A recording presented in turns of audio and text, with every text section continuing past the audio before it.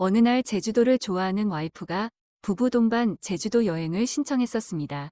우연히 온라인 카페를 보다가 저렴한 패키지 상품이 나와 바로 입금까지 했다고 하네요. 다양한 지역에서 오는 네 커플이 2박 3일 동안 한 펜션에서 지내 재밌을 것 같다며 설레어 했습니다. 저도 오랜만에 여행이라 싫진 않았습니다. 많은 사람들이 모인다 하니 새로운 사람들도 만나고 재밌을 것 같았거든요. 그렇게 우리는 한 달 후 김포공항에 모여 함께 제주도행 비행기를 탔고 제주도에 도착하자마자 펜션으로 향했습니다. 모두 처음 보는 사이라 어색한 분위기를 반전시키기 위해 바로 술과 음식을 꺼내고 정원에 있는 큰 테이블에 앉아 자기소개 후 담소를 나누기 시작했습니다. 다들 비슷한 또래여서 그런지 말도 잘 통하더군요. 아직 바꾼 안 했지만 여행에 다들 들떠서 분위기는 점점 달아올랐습니다. 술과 음식을 먹으며 한참 웃고 떠드는 사이 점점 어두워지기 시작했고 우리는 금세 친해져 형, 동생, 언니, 오빠 사이가 되어 있었습니다.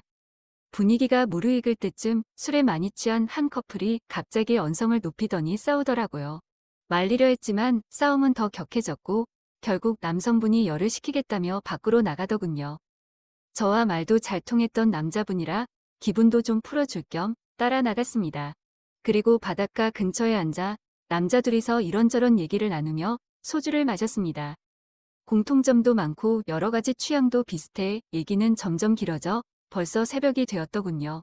술을 얼마나 마셨는지 몸도 제대로 가눌 수 없었던 우리는 비틀거리는 몸을 이끌고 다시 펜션으로 돌아갔습니다.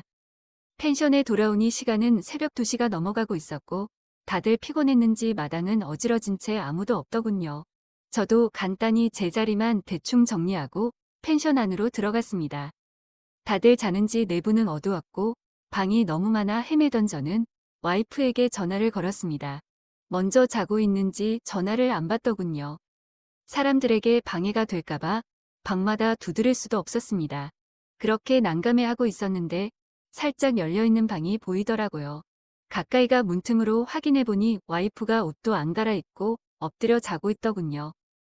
제 방을 확인하고는 씻고 방에 들어가 바로 누웠습니다. 하지만 여행까지 와서 그냥 자기 아까웠던 저는 엎드려 있던 와이프 위에 올라가 잠자리를 갖기 시작했습니다. 와이프도 잠결이었지만 잘 따라주었습니다. 잠자리가 끝나고 뒤처리를 하기 위해 불을 켰는데 순간 저는 얼어버렸습니다. 침대에 있던 사람은 제 와이프가 아니더군요. 저와 바닷가에서 술 마신 남자의 아내였습니다.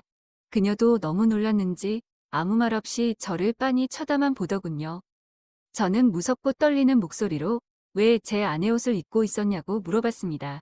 밤에 춥다고 하니 제 아내가 옷을 벗어줬다고 하더라고요. 이 상황을 어떻게 해야 할지 미쳐버리겠더군요. 저는 빨리 옷을 입고 그분에게 나중에 다시 얘기하자 하고 그 방을 나왔습니다. 그리고 제 아내가 있는 방을 다시 찾고 있는데 저와 술을 마셨던 남성분이 화장실에서 나오고 있었습니다. 그리곤 자기 방이 어디냐고 묻는데 저는 대답을 할 수 없었습니다. 도둑이 제발 저린다고 방을 알려주는 게 무섭더라고요. 혹시라도 제가 그분의 와이프랑 잤다는 걸 알면 저를 가만 안 놔두게 뻔했으니까요. 그러다 그분이 저한테 괜찮냐며 천천히 다가오는데 죄를 지어서 그런지 몸이 떨리고 식은땀이 흐르더군요. 저는 잠이 안 온다 하고 밖으로 뛰쳐나왔습니다. 도저히 미안해서 얼굴을 보며 대화하는 게 불편했거든요. 저는 할 수 없이 주차되어 있던 차에 들어가 혼자 잠을 자야만 했습니다.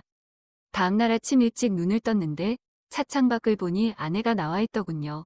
저를 찾고 있는 것 같았습니다. 어제 일이 계속 떠올라 아내 얼굴을 어떻게 봐야 하나 고민이 되더라고요. 그러다 아내가 제 차 근처로 다가오자 저는 재빨리 차에서 내려 밥 먹자 하고 아내 손을 잡고 주방으로 갔습니다. 아무것도 모르는 아내는 라면을 끓여주겠다며 저보고 앉아 있으라네요. 평소처럼 행동하는 아내 모습을 보니 점점 괜찮아지더라고요. 밤새 차에서 잤다고 말하자 오히려 아내가 미안하답니다. 다들 어제 술을 많이 마셔서 주방엔 아내와 저 둘뿐이었는데 마주보고 있는 게 아직 민망해서 라면을 후딱 먹고 저는 더 자겠다며 방으로 들어갔습니다. 아내는 괜찮은 것 같고 이제는 그녀가 걱정됐습니다. 어제는 정말 실수였는데 그걸 실수라고 받아줄지 저는 그녀의 생각을 알아야 했습니다. 그래야 이 상황이 끝날 것 같았거든요. 점심쯤 되었을까? 그 여성분도 일어나 밥을 먹고 있더군요. 아직 남편하고 화해를 안 했는지 남편은 자고 있고 혼자 있었습니다. 다행히 표정은 나빠 보이지 않았습니다. 기회를 봐서 대화를 해봐야겠다 생각했습니다. 몇 분 후 와이프는 씻고 화장한다며 화장실에 들어갔습니다. 저는 기회다 싶어 혼자 밥 먹고 있는 그녀에게 다가가 어제 일은 죄송하다 하며 말을 걸었습니다. 그녀는 생각보다 쿨하게 자기도 실수인 걸 안다며 너무 걱정하지 말라고 말하더군요. 그러면서 어제 남편과 싸워서 기분이 별로였는데 덕분에 스트레스가 풀렸다고 하네요. 그렇게 말하니 느낌이 묘하더군요. 그리고 그녀가 다시 보이기 시작했습니다. 얼굴도 이쁘고 몸매도 좋고 새롭게 보이더라고요. 그리고 불안했던 마음이 편해졌습니다. 그러면 안 되지만 갑자기 그녀와 한 번 더 자고 싶다는 생각이 들더라고요. 그녀가 이번 여행이 끝날 때까지 남편과 화해를 안 하길 바랬습니다. 그리고 방에 혼자 누워 어떻게 하면 그녀와 다시 좋은 시간을 가질 수 있을지 궁리하기 시작했습니다. 하지만 일단 그녀도 저와 생각이 같은지 알아야 했기에 저는 다시 밖으로 나갔습니다. 그녀는 밥 먹고 혼자 마당에서 커피를 마시고 있더군요. 부부 동반 여행인데 외로워 보였습니다. 빈틈이 많이 보였고 충분히 기회가 있을 거라 생각됐습니다. 마당 청소를 핑계로 그녀에게 다가가 조심스럽게 말을 걸기 시작했습니다. 그녀는 제가 계속 주변에 있는 게 뭔가 촉이 왔는지 웃더군요. 그러면서 여기 옥상도 있던데 이따가 보러 가자고 하네요. 저와 마음이 같다는 걸 바로 알 수 있었습니다. 부부 동반 모임에 와서 이런 경험을 한다는 게 뭔가 짜릿했고 설레더군요. 그녀에게 알겠다 하고 이따가 신호를 준다 했습니다. 일단 와이프와 다른 사람들의 상황을 확인해야 했습니다. 그때 시간이 2시쯤이었는데 그녀와 제 커플만 빼고 모두 밖에 놀러 나갔더군요. 기회가 생각보다 빠르게 올 것 같았습니다. 제 아내는 화장을 끝내고 펜션 여기저기 둘러보고 있었고 그녀의 남편은 어제 아내와 싸우고 잠도 못 자서 그런지 계속 잠만 자고 있었습니다. 제 아내만 다른 쪽으로 관심을 돌리면 될 것 같았습니다. 저는 와이프에게 심심하면 저쪽 방에 영화 볼 수 있다고 하며 같이 영화 보자 했습니다. 하지만 와이프는 밖에 나가고 싶다더군요. 저는 어제 술을 많이 마셔 힘들다 했고 내일 둘이서만 여행하고 집에 가자 했습니다. 와이프는 내키진 않았지만 제가 힘들다 하니 알았다고 하네요. 그리고 음식과 음료를 챙겨 아내와 방에 들어가 영화를 보기 시작했습니다. 20분쯤 지났을 때 저는 화장실 간다 하고 나와 그녀에게 신호를 줬습니다.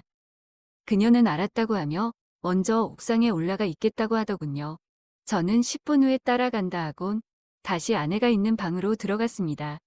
그리고 10분 후 저는 와이프에게 배가 너무 아프다 하고 다시 방에서 나왔습니다.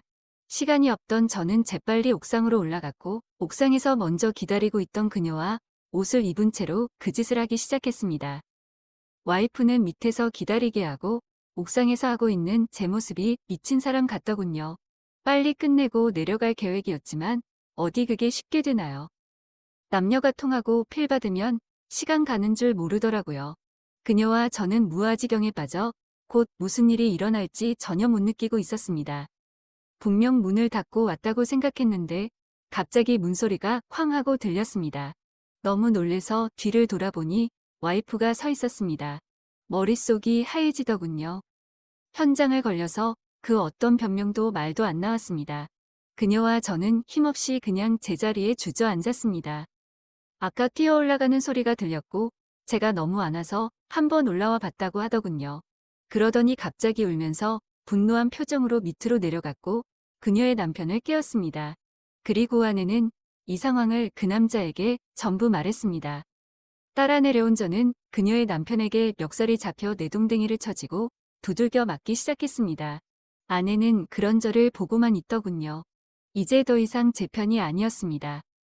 절 두들겨 팬 후 그 사람은 그녀가 있는 옥상으로 올라갔습니다. 그 둘이 어떻게 됐는지는 저도 모르겠네요. 제 코가 석자였으니까요. 와이프는 울면서 짐을 챙겨 펜션을 나갔고 혼자 택시를 타고 어디론가 갔습니다. 저는 따라갈 용기가 나질 않더군요. 그리고 저도 짐을 챙겨 펜션을 나와 바로 공항으로 갔습니다. 가능한 빠른 비행기를 타고 그날 저녁 저는 혼자 집에 돌아왔습니다. 집에 오니 와이프는 이미 짐을 챙겨 집을 나갔더군요. 앞으로 일어날 일들을 알기에 저는 모든 걸 체념하고 와이프에게 먼저 이혼하자고 문자를 보냈습니다. 와이프는 그렇게 하자며 담담하게 답장을 하더군요.